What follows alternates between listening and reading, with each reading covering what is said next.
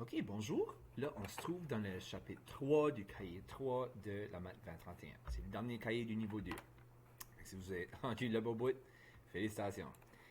Le dernier chapitre, on va parler moi, d'habitude, je dis des statistiques, là, la statistique. Fait il va y avoir des termes de révision.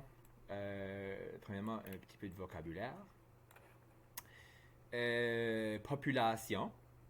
Par exemple, quand on parle de statistiques, ça veut dire qu'on prend toutes les personnes d'un tel groupe. OK?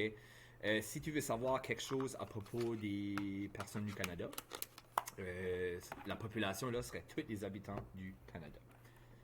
Un échantillon va être un petit groupe que tu vas choisir de façon aléatoire. OK? Tu peux pas juste demander à tes amis, tu peux pas juste demander à des femmes. Il faut que ça soit aléatoire. Il faut complètement que ce soit aléatoire dans la population. Ça fait que, disons que la population du Canada est, je sais pas moi, qu'est-ce que c'est ça, 35 millions, 37 millions. C'est la population. Disons qu'on veut savoir combien de Canadiens, je sais pas moi, appartiennent une voiture. C'est pas vraiment commode de demander à 35 millions de personnes c'est qu'il y a une voiture. Fait que ça qu'on va faire pour avoir une idée générale, on va choisir aléatoirement des personnes dans la population du Canada, puis on va poser la question. Avez-vous une voiture? Oui, non. On va nous dire. Ensuite de ça, on peut prendre les données là, puis faire quelque chose avec. Puis en utilisant l'échantillon, disons qu'on pose la question à, je sais pas moi, 100 personnes, OK? Ben, 100 personnes, c'est pas même proche de 35 millions. Mais si on a choisi 100 personnes aléatoirement à travers le pays, les 100 personnes devraient représenter à peu près la population du Canada. Fait que si on trouve que 75% des 100 personnes ont une voiture, on va assumer que à peu près 75% dans tout le Canada ont une voiture. Fait que ça, c'est la grosse différence population puis échantillon. Un sondage ici, quand on parle d'un sondage, c'est ça, c'est juste poser des questions à l'échantillon, aux personnes qui sont dans l'échantillon. Quand on fait un sondage, la question posée doit être faite d'une façon non biaisée. Ça fait que ça, un exemple, je me souviens, j'avais fait un sondage, je ne vais pas rentrer dans la politique, mais c'était un sondage du Parti libéral du Canada. Puis c'était une question, par exemple, une question à propos de faire les votes en ligne. Okay? Mais la question devrait être, est-ce que tu aimerais qu'on fasse les élections en ligne maintenant? Mais la façon qu'il a posé la question, il a dit, est-ce que vous voudriez des élections en ligne, même si ça coûterait plus cher et ce serait moins sécuritaire? Fait que là, si vous voyez dans la question, ils ont biaisé la question parce qu'ils veulent pas que vous répondiez oui. Ils veulent que vous répondiez non. Ça fait ils ont ajouté ça à la question, ben ça va coûter cher puis ça sera moins sécur. Puis ça c'est pas nécessairement des faits, c'est leur opinion. Ça fait que ça c'est pas une bonne question posée pour un sondage. Tu es en train de biaiser les réponses plus vers le non que le oui. Parce que peut-être il y a des gens qui n'ont pas pensé à ça. Mais en tout cas, c'est ça la question posée, tu veux la faire la plus neutre possible, ou ce que la façon dont la question est posée influence pas quelqu'un à répondre oui ou non, ou une chose ou un autre, plus que l'autre. C'est ça, les réponses à un sondage, ils disent comme la façon que tu poses des questions va changer les résultats aussi. Si tu fais toutes les questions par téléphone, toutes les questions en personne, dans la rue, tu sais, il y a toutes sortes de différentes façons de poser des questions. Ça peut affecter les résultats parce que ça va affecter peut-être les sortes de personnes qui vont répondre au sondage ou qui vont pas répondre au sondage. Mais juste un petit peu de vocabulaire ici. Population, échantillon, qu'est-ce qu'un sondage, question posée, puis c'est ça. Ici, juste un exemple vite. On administre un questionnaire à 200 étudiants d'une école secondaire afin de connaître leur goût en musique. Fait ici, je vais assumer que 200 étudiants, c'est pas tous les étudiants de l'école. Fait on va assumer que l'échantillon, c'est le 200. Puis la population, toute l'école.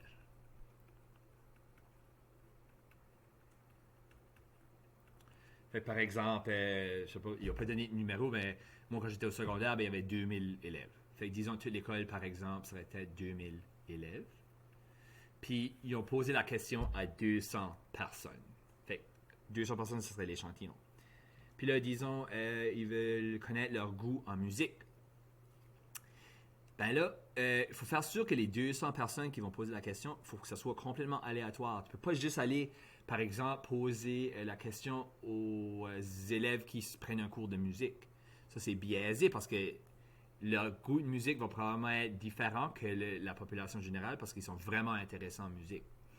Ça fait ici, il faudrait que tu prennes quelqu'un qui est en musique, quelqu'un qui est en art, il faudrait que tu prennes des élèves complètement aléatoires. Ça fait que, disons, tu mets les élèves de 1 à 2000, tu les donnes tout un numéro, puis là, tu pourrais presque comme tirer des dés, puis essayer de trouver différents chiffres, puis c'est eux autres que tu vas poser la question à. Ou utiliser un logiciel sur ton ordinateur qui donne des numéros aléatoires.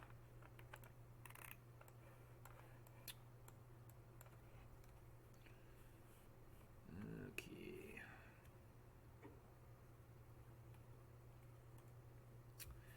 Fait que là, on va parler organiser une distribution. Fait une distribution, essentiellement, c'est juste une liste de données. Ça fait qu'ici, on voit qu'il y a des données 56, 60, 58, 56, 70, 72, 56, 70. Si on parle de la fréquence d'une donnée, c'est comment souvent que cette donnée-là va apparaître. Fait que si on regarde les données ici, quelle est la donnée qui a la plus grande fréquence dans la distribution? Fait quel chiffre qui revient le plus souvent? Ici, c'est 56. On voit que 56 est là, là et là. Fait que le 56 a une fréquence de 3. Puis si on regardait comme il y avait 70 qui avait une fréquence de 2. Puis là, ici, puis ici, il ne se répète pas. La fréquence de combien de fois que la donnée-là se répète. On va regarder juste un tableau de fréquence, mais je pense qu'ils vont vous montrer juste des tableaux normaux aussi. Juste des règles ici, d'avoir un titre, par exemple. Ils veulent une double ligne horizontale sur le titre. Vous n'allez pas faire beaucoup de tableaux, c'est juste plus important de pouvoir lire les tableaux, savoir qu'est-ce que le tableau est en train de te dire. Fait que tu as des petits détails, qu'est-ce qu'il y a des 2 lignes, c'est pas super important ça. Ce qui va être important, c'est savoir qu'est-ce que le tableau essaye de nous dire.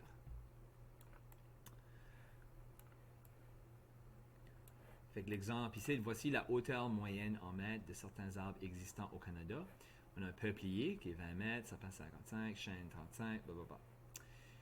Dresser un tableau de ces données statistiques par ordre croissant, fait croissant du plus petit au plus grand, donner le titre de ce tableau, donner les sous-titres. OK. Fait là, on a un tableau ici. Le titre, hauteur moyenne de certains arbres existants au Canada. Tu veux un titre qui décrit vraiment bien ce qui est dans le tableau. Les sous-titres, on a arbres et leur hauteur moyenne. Ils sont mis en ordre ici. Ça fait que les peupliers, c'est les plus courts, érables, les deuxièmes plus courts, et ainsi de suite. Puis là, le sapin serait le plus grand en valeur moyenne de leur hauteur. Ici, c'est comme bizarre qu'ils ont mis cela parce qu'on a supposé parler des tableaux de fréquence, mais ça, c'est pas un tableau de fréquence. C'est juste un tableau normal, mais en tout cas, ça fait que si on vous demanderait, hey, c'est quoi la hauteur moyenne d'un pain blanc? Allez, pain blanc, la ligne, oh, c'est 30 mètres. Fait que ça, il faut que vous puissiez lire le tableau. C'est plus important de pouvoir le lire que de pouvoir le faire. Spécialement pour l'examen du GED, il n'y a pas de tableau à faire sur le GED. Mais il va y avoir beaucoup de tableaux à lire, par exemple. Voici les âges d'un groupe d'étudiants. OK, 14, 16, on a toutes des données, des âges. OK. Dresser un tableau en utilisant un ordre croissant. OK. Là, ici, on a un tableau de fréquence. Parce que si vous voyez ici, on a les fréquences. Ça fait qu'ils ont mis les âges. Fait que là, ils ont pris les différents âges qu'ils ont eu dans leurs données, puis ils les ont mis en ordre croissant. 13,5 était l'âge le plus jeune, 16,5 était le plus vieux. Ça, tout en ordre. Il y avait juste une personne qui avait 13 ans et demi, il y avait 3 personnes qui avaient 14 ans, il y avait une personne qui avait 14 ans et demi, une personne qui avait 15, 3 personnes avaient 15 ans et demi, 2 personnes avaient 16 ans, une personne avait 16 ans et demi.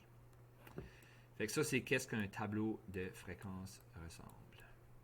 Maintenant, là, on va faire la révision de ce qu'on a vu dans les niveaux précédents, où on va parler des mesures de tendance centrale, puis ça, les principales, c'est moyenne, médiane et mode. Je pense qu'on va voir étendu aussi à cette heure, fait qu'on va en ajouter un petit peu. La moyenne, si vous vous souvenez, tu additionnes tous les chiffres, puis tu divises par le nombre de chiffres que tu as. Fait que si il nous demande calculer la moyenne de la distribution suivante, tu vas additionner tout ça, puis ça va te donner la moyenne. Fait que là, je vais additionner tout ça. Puis pour la moyenne, tu n'as pas besoin de les mettre en ordre, ça ne te dérange pas. Tu fais juste le total. Plus 105, 80, plus 85.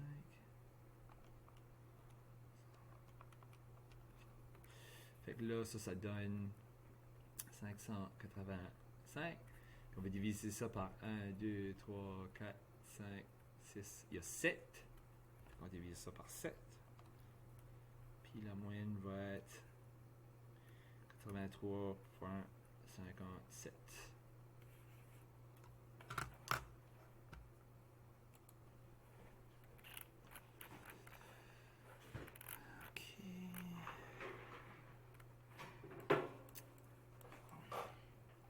C'était la moyenne. Là, maintenant, la médiane. Là, la différence ici, c'est que la médiane, on veut la valeur du milieu, mais on doit mettre les valeurs en ordre croissant ou techniquement décroissant, mais moi, je les mets toujours en croissant. Ça fait juste plus de sens à moi. Puis, ici, c'est le fun. Ils ont déjà mis les valeurs. Calculer la médiane de la distribution suivante. On voit, ils sont déjà en ordre croissant. Fait que là, on cherche juste la valeur du milieu. Fait que combien de termes qu'on a ici? 1, 2, 3, 4, 5, 6, 7, 8, 9. Fait que 9, on va en 4 chaque côté pour le milieu, ça va être le 8 ici. Fait que vous voyez la valeur de 8, il y en a 4 là, donc ça c'est le milieu, c'est la médiane. Fait que la médiane, c'est 8. Si vous tombez avec deux valeurs du milieu, si c'est un nombre pair de données, vous faites la moyenne des deux termes du milieu. Là, on va aller voir ici. Calculer la médiane de la distribution suivante. 1, 2, 3, 4, 5, 6, 7, 8, 9, 10, 11, 12. Parfait. Ils sont déjà en ordre croissant. Fait que là, il nous donne un exemple où c'est un nombre pair. On a 12. Fait que 6 et 6. 1, 2, 3, 4, 5, 6. Fait que là, on a 5 données là. 5 données là. Les deux données du milieu, c'est 15 et 17. Donc, on va faire la moyenne des deux. Puis ça va juste donner 16. Là. On va diviser par 2 parce qu'il y a deux données. Puis ça nous donne 16.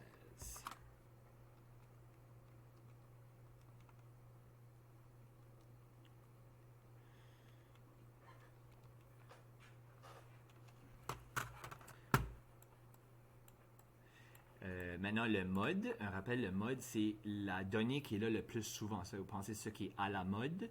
C'est ça qui est populaire. Ça fait qu'ici, le mode, c'est juste la donnée qui est le plus populaire. Ça fait qu'ici, comme un tableau de fréquence, ça aide à trouver ça. On va regarder ici, 2. Puis aussi, les mettre en ordre, là, ça va les mettre une à côté de l'autre, plus facile à calculer. Fait qu'on voit ici, ils sont en ordre. On voit, il y a 3 9, il y a 2 10. OK. Il y a 2 2, il y a 2 10, mais il y a 3 9.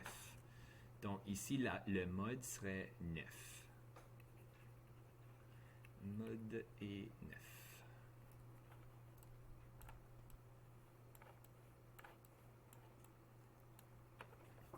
Là, il nous demande de faire les 3 calculs ici pour les données là.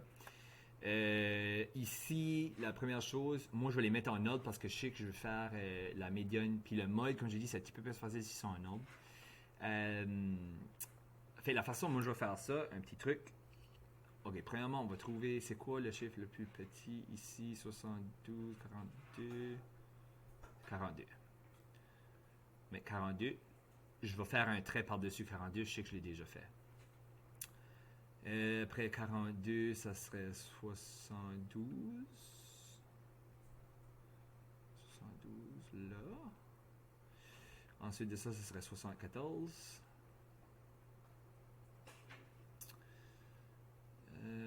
78, c'est le prochain. Et là, je suis juste en train de les mettre en ordre croissant, du plus petit au plus grand.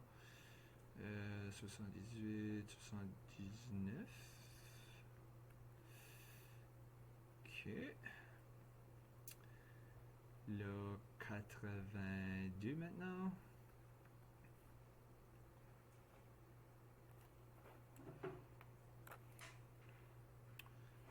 Après ça, on a 2,86. On va écrire les deux. Là, ensuite de ça, 88. Là, il y a 2,91. Puis finalement, il y a 97.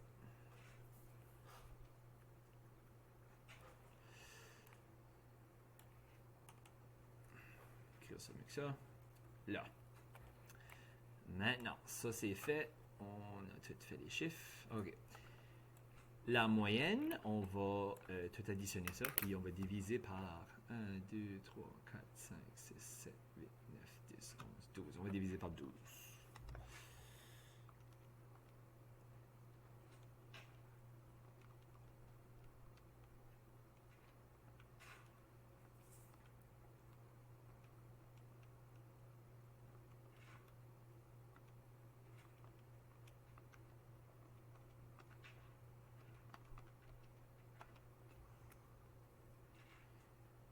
Ça me donne 966 qu'on va diviser par 12. La moyenne ici, c'est 80,5. Moyenne.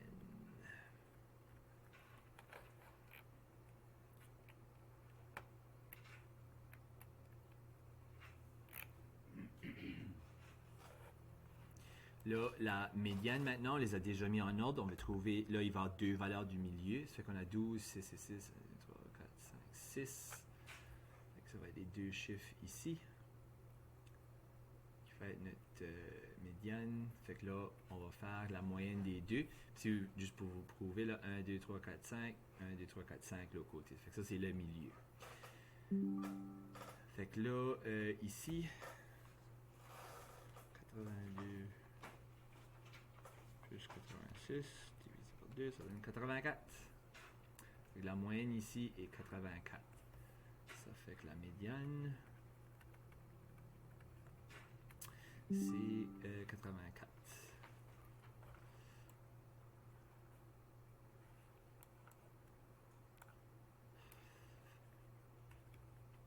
Là, le mode, ici, le piège, c'est qu'il y a deux modes.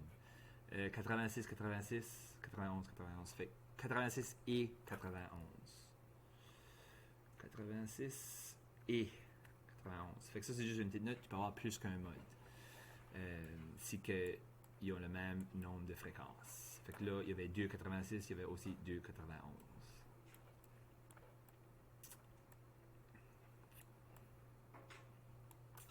Ok, oui, ça fait là, on va parler de l'étendue et le rang percentile. L'étendue, ça, c'est assez facile. C'est littéralement, qu'est-ce que la différence entre la plus grosse donnée et la plus petite donnée. Ça va te donner l'étendue de toutes les données. Fait que là, on n'a pas nécessairement besoin de les mettre en ordre, mais il faut savoir c'est quoi la plus petite et c'est quoi la plus grande.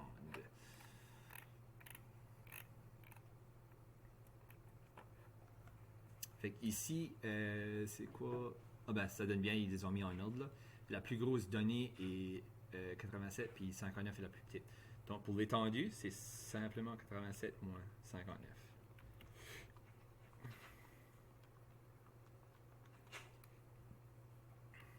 Fait que l'étendue ici est 28. Étendue.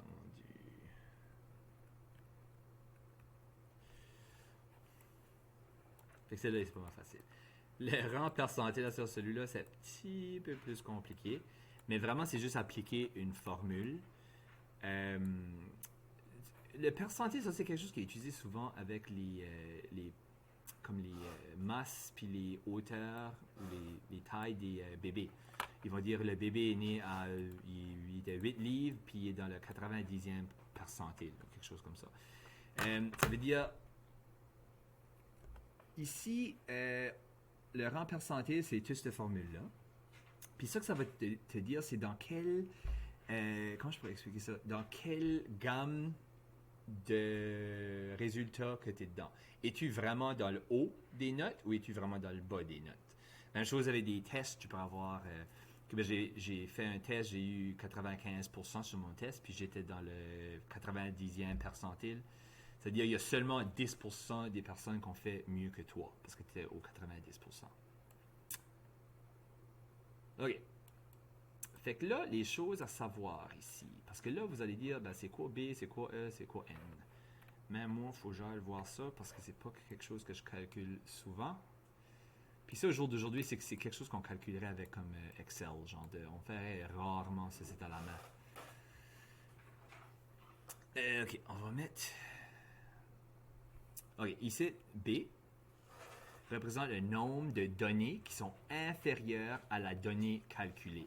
Fait, il va toujours vous donner une donnée, puis tu vas comparer tout le reste des données à cette donnée.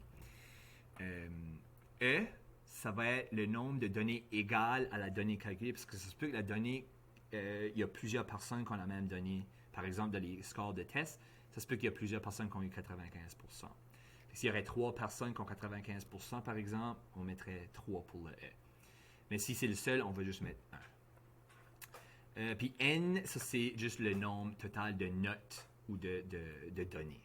Ils ont mis notes ici, ils vont parler des notes dans l'exemple, là, mais ça pourrait être n'importe quelle donnée techniquement. Comme je dis, ça peut être des poids, ça peut être des grandeurs, ça peut être toutes sortes de choses. Ok, si Louise a fait 72, ça fait que ça c'est la note qu'on fait référence à. Les résultats des autres élèves de sa classe sont les suivants. Là, on a tous les résultats de la classe ici.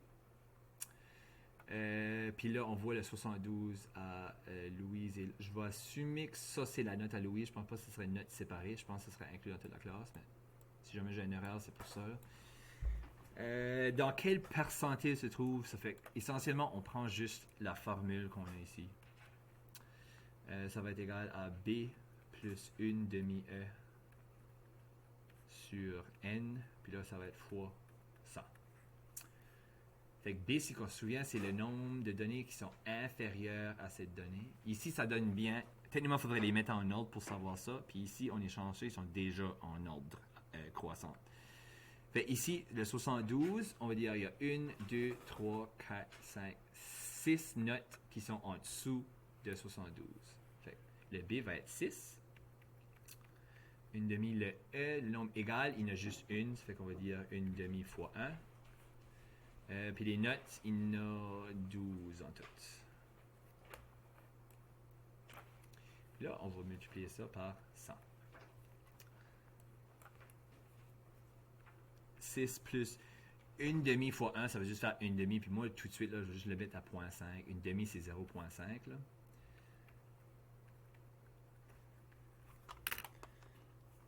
Fait que 6 plus 0.5, ça donne 6.5 divisé par 12. Ok, fois 100. Fait que là, ça me donne 54. C'est 54.1. On va arrondir à 54. Ça fait qu'on dirait, puis le percentile, ils le mettent en pourcent. Fait ici, allez dans 54% percentile. Puis ce que là, il demande, qu'est-ce que ce percentile veut dire? Si quand il y a 54% til, ça veut dire qu'il y a 54% de la classe qui a fait plus bas qu'elle. Puis si on fait 100% moins 54%, ça donne 46%. Fait il y a 46% de la classe qui a fait meilleur qu'elle. Fait que c'est ça que ça veut dire, le percentile. Et ici, essentiellement, c'est juste de mettre les valeurs dedans. Mais je pense pas que les percentiles, c'est sur le GED. Ça fait ici, c'est bon de savoir pour les cahiers ici, mais je pense pas que vous aurez besoin de faire ça sur le GED.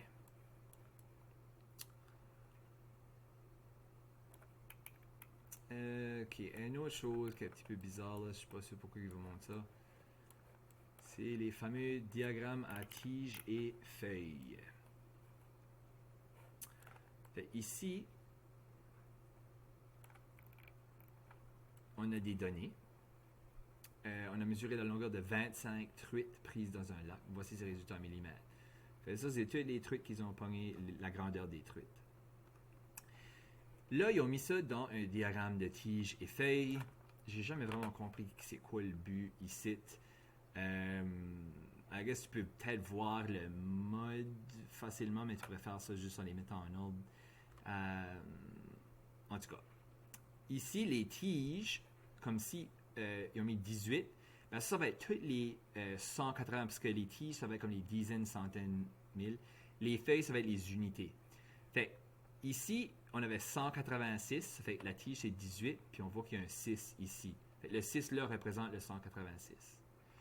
Il y a 183, ça fait qu'il va y avoir 18, puis il va y avoir un 3 aussi.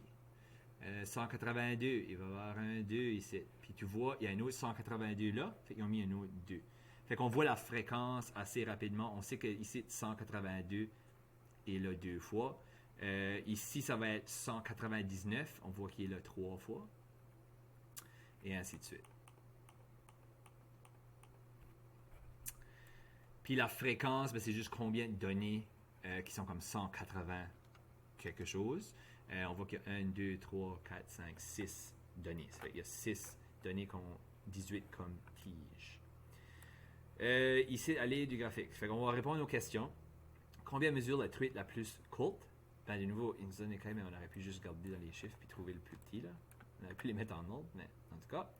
La plus courte, ça va être 180. Ça, c'est le plus petit chiffre ici. Le plus grand chiffre va être 271. Quelle est l'étendue de ces données? On va faire ça. Ça fait que la plus longue, c'était 271. On va enlever le 180, qui était la valeur la plus petite. Ça va nous donner l'étendue. Encore, on aurait pu faire ça sans le tableau. Fait que je suis pas sûr qu'est-ce qui est le but, mais on le fait. Fait que 91 serait l'étendue. 91. Ça, c'est la plus courte, c'était 180, puis ça, c'était 271. Quelle longueur apparaît le plus souvent? Comme j'ai dit tantôt, on a vu la fréquence ici, c'était le 199, était le 3 fois. De ça, je peux voir si c'est la plus fréquente. Fait qu'on va mettre 199.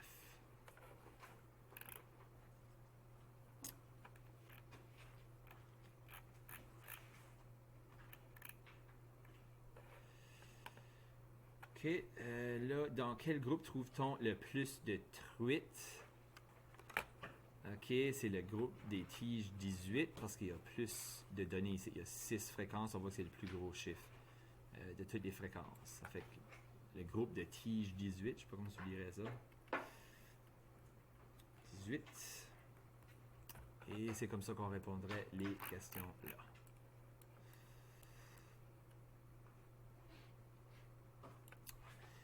Ici, on va juste voir qu'est-ce qu'est un pictogramme. Picto pour picture en anglais. Hein? Ça veut juste dire qu'il va y avoir des photos ou des dessins de quelque sorte. L'exemple ici, c'est le pictogramme suivant représente les ventes annuelles d'un concessionnaire de voitures pendant la période s'étendant de 1980 à 1989. Fait que là, si on regarde le tableau, on voit les années sur le côté, puis on voit, il y a des voitures, des petits dessins de voitures. Puis le titre, vente de voitures pour les années 80 à 89.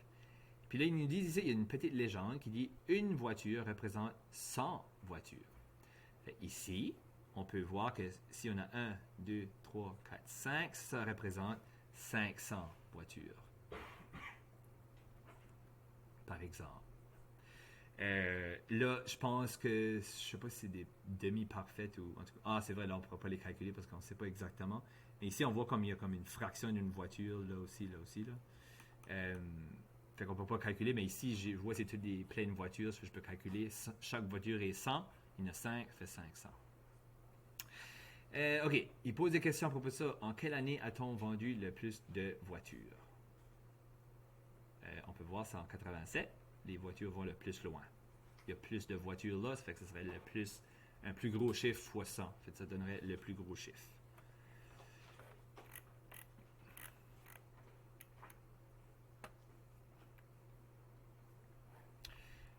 Combien de voitures ont été vendues durant l'année 1980? Ok, j'ai déjà dit, ça c'était 500. 82, là il y en a 6, ce serait 600. Oh. 600, puis 84.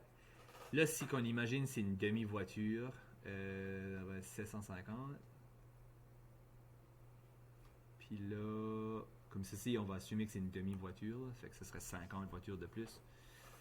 Puis 86, même chose, on va assumer que ça c'est une demi-voiture ici. Puis on va dire 850. Trouver la moyenne arithmétique des 5 dernières années.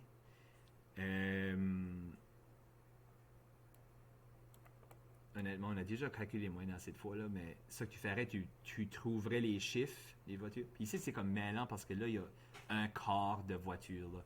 On s'entend que d'habitude, ça va être plus mieux divisé que ça. Mais tu trouverais les chiffres, puis la moyenne d'arrivée est 5. Ben, tu additionnes les 5 numéros, puis tu divises par 5. Ça donnerait la moyenne. Puis là, un tableau de distribution. Ah, ok, ouais. Ça, c'est juste ici. C'est difficile à dessiner les tableaux, ça fait que j'ai juste pris du cahier. Ici, ça, ce serait ton tableau de distribution là. Vous voyez, c'est exactement la même chose que le pictogramme. C'est juste, au lieu d'avoir des dessins de voitures, on a les vrais chiffres. Fait en 1980, on voit que c'était 500. Là, ça met juste 500. Prochain, c'était 550, 600 et ainsi de suite. Fait ici, tableau de distribution, c'est pas un pictogramme parce qu'il n'y a pas de dessin.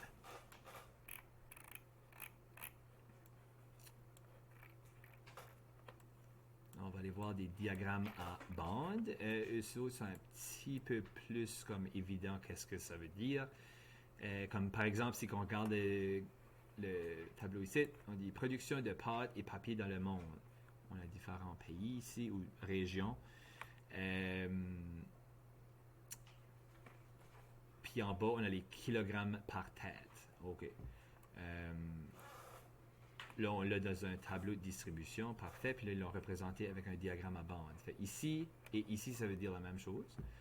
Ça fait que ça, si on veut regarder, OK, ben le Canada, combien de production qu'ils ont, on va voir sur, oh, on aligne ça, on descend. Ici, c'est comme quoi, 700, ça dit 730 ici. Ça fait que c'est à peu près, c'est ça. Entre 700 et 800, on tombe au plus proche de 700. 730, c'est ça. Le Québec, par exemple, ici, on irait voir, puis ça serait 900 kg par tête.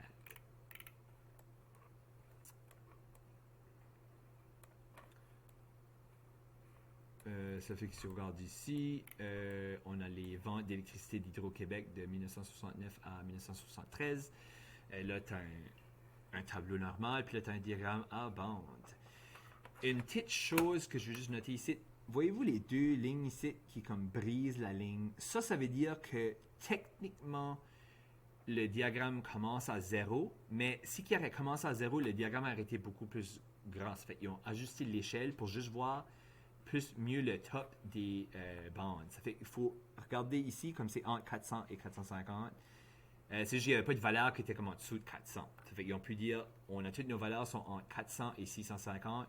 On va ajuster le graphique pour que ça fonctionne mieux pour le représenter.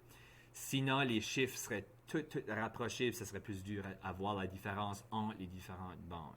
Fait qu'ils ont décidé de commencer juste à 400, mais techniquement, ça commence à 0. Fait que si on va en 1970, ils ont vendu 450 millions de dollars en électricité. Si tu vas en 1971, c'était 500 millions de dollars. C'est pour ça qu'ils ont mis la légende ici, millions. Fait que c'est pas juste 400 dollars, c'est 400 millions de dollars.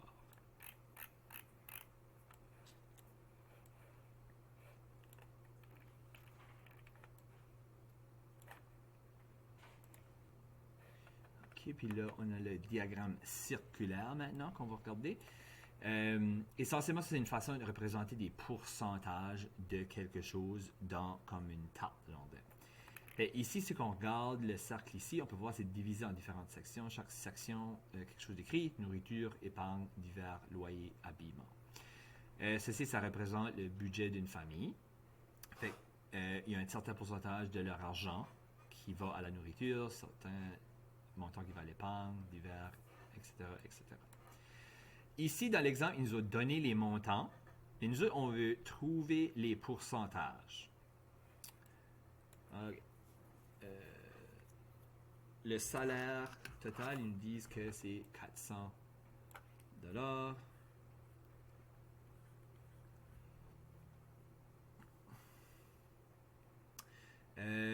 OK. Puis là, ils déposent 60 à la banque. Ça, c'est l'épargne. Ça fait, essentiellement, ce que je vais faire, je vais faire le montant qu'ils me donnent, 60 à la banque, qui serait l'épargne. Puis je divise par le montant total, fois 100%. C'est le même qu'on convertit en pourcentage. Ça, ça donne 15%.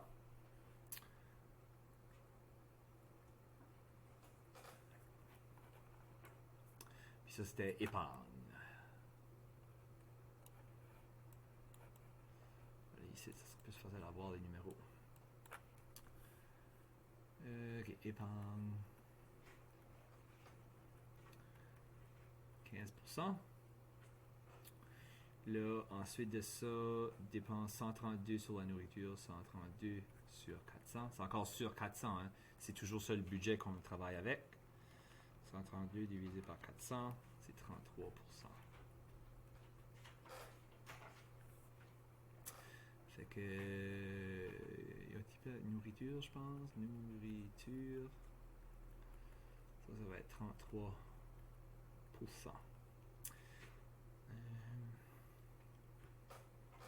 Ok, là, après ça, 72 pour l'habillement, ça avec 72 encore sur 400, le budget total. 72 divisé par 400 fois 100, ça donne 18%. Fait que là, ça c'est linge. Linge. 18%.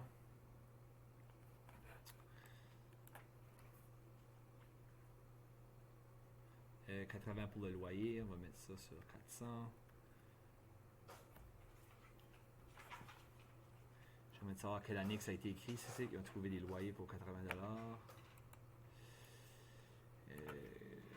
80 divisé par 400 fait 20%.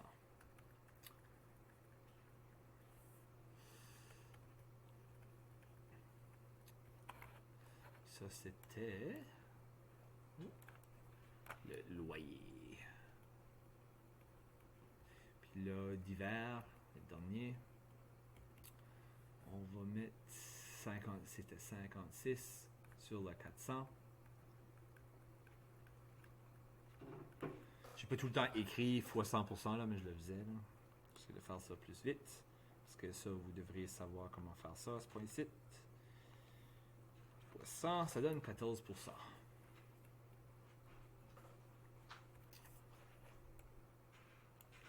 Puis là, juste pour le fun, on va voir si ça additionne à 100%. 14 plus 20 plus 18 plus 33 plus 15.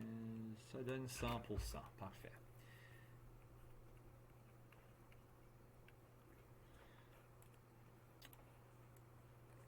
Fait qu'ici, c'est ça, la façon, la tarte est divisée.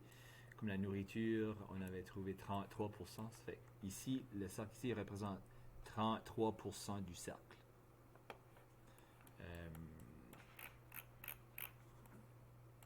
Là, si j'ai épargne, ici, c'est 15% du cercle. L'habillement, ça, le linge, c'était 18%. Et ainsi de suite. Fait que si jamais vous demandez de trouver les pourcentages, c'est comme ça qu'on le fait avec les totales. Des fois, ça va être le contraire. Il va vous donner le pourcentage, puis il va vous donner peut-être le budget qu'ils auraient. Ça fait qu'il aurait pu dire, OK, le budget est 400$ par mois, puis il met 15% dans son épargne. Fait que là, il faudrait que tu trouves 15% de 400. Tu ferais 400 fois 15%. Fait que fois 0.15, ça donnerait ton 60$. Tu vois ici, il nous avait dit qu'il y avait 60$. Fait qu'on parlait de l'autre façon aussi.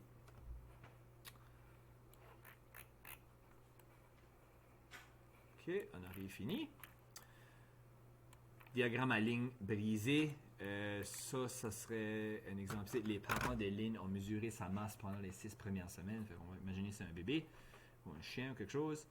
À partir de ces informations, on construit un diagramme à ligne brisée. Ça fait que ça veut juste dire que ça suit quelque chose dans le temps. Fait ici, on a l'âge en semaines. Ça fait qu'à une semaine, sa masse était 3200 grammes. À la deuxième semaine, c'était... ça serait comme 3300 grammes. 3 semaines, c'est là-bas ici, ça serait comme 3700 grammes. Et ainsi de suite. On va aller voir qu'est-ce qu'il pose comme question. Quel est le titre du graphique? Masse de Lynn pendant les 6 premières semaines. Pas mal descriptif. Quelle est la valeur de chaque unité sur l'axe vertical? Vertical, c'est ici. Puis ils disent c'est la masse en grammes. La valeur de chaque unité, c'est ici. Ça fait des bons de 200 grammes à chaque fois. 200, 200, 200. En passant, faire des tableaux, comme je dis, vous n'avez pas vraiment d'en faire trop, là. Mais il faut que vous fassiez les bons soient pareils tout le long. Okay? Le seul temps que tu peux faire quoi différent, c'est si tu fais la ligne brisée au début, comme j'ai expliqué dans l'autre exemple. OK. Puis là, ici, on voit que ça, c'est l'âge en semaines. Il dit ici. Quelle était la masse de ligne à 5 semaines? On va à 5 semaines. On va voir. Oh, c'était 4800 grammes. Quand la masse de ligne a-t-elle diminué? De la semaine 0 à 1. Vous voyez, la ligne descend. Quand la masse de ligne a-t-elle augmenté le plus rapidement? Ça va être où est-ce que la ligne va être le plus à pic. Comme une butte qui monte le plus à pic. Puis ça serait de ici à ici. Fait de semaine 3 à semaine 4.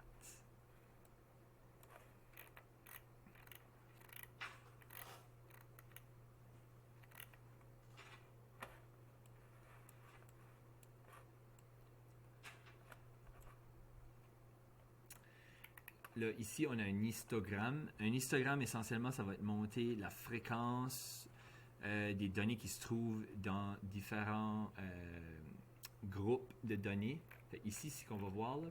La première bande, ici, ils ont mis de 35 à 39. Fait que c'est un hexamètre français de 11e année. Ici, ça veut dire combien de personnes qui ont eu une note qui tombait entre 35 et 39, il y en avait une. Ici, combien de notes qui tombaient entre 40 et 44, il y en avait 2. Combien de notes qui tombaient entre 45 et 49, il y en avait 2 aussi. Combien de notes qui tombaient entre 50 et 54? Oh, 4. Fait que c'est comme ça qu'on lit un histogramme. Qu'est-ce qu'il y a les questions qu'ils posent ici?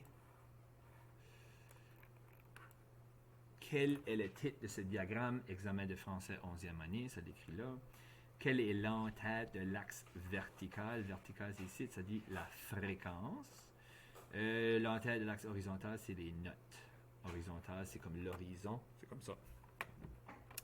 Quel intervalle a la plus haute fréquence? La barre la plus haute, c'est ici, à 9. Puis ça, c'est les notes de 55 à 59.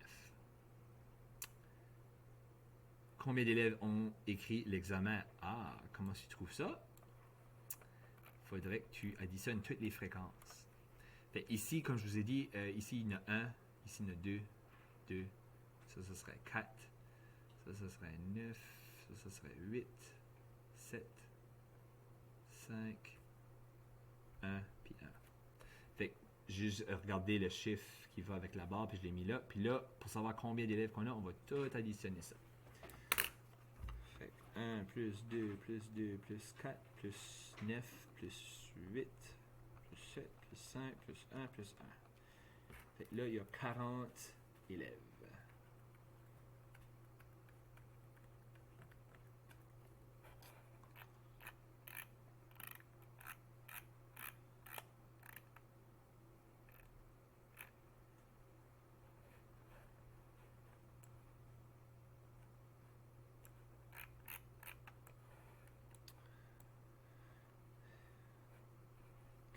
Fait que là, ici, on va parler de l'interpolation et l'extrapolation. Ça veut juste dire c'est une façon de trouver un à peu près ou un estimé d'une donnée qu'on n'a pas. Comment est-ce qu'on va faire ça? Disons qu'on a des points, ok? Ils ont des ventes ici. Fait que ça, c'est les années. Fait ici, il dit soit le diagramme ci-dessous, trouver l'état des ventes arrivées en juillet 87. Ben, on va assumer que 87, quand ça commence, c'est janvier. Puis le 88 va être le prochain janvier. Ça fait que juillet serait à mi-chemin, à peu près. Fait que si je vais, là, je peux aller sur la ligne. J'ai rien qu'une donnée pour janvier, puis le prochain janvier, mais on va assumer peut-être que ça serait quelque part en ça. Puis là, tu peux aller voir, OK, là, ça sera à peu près 110, 115, quelque chose comme ça. Fait que ça, c'est comment est-ce qu'on fait l'interpolation. dans le cahier, les autres disent 118, là, c'est à peu près là. Ici, ils ne pourraient pas te poser une question trop détaillée, parce que c'est à peu près. Fait qu'ici, si vous voulez voir, regarde, leur ligne garde croche premièrement, là. Mais c'est ça qu'ils ont fait. Fait que juillet, c'est en le janvier et janvier. Ça va être à peu près ça. Puis ici, c'est juste une approximation. C'est rien de certain.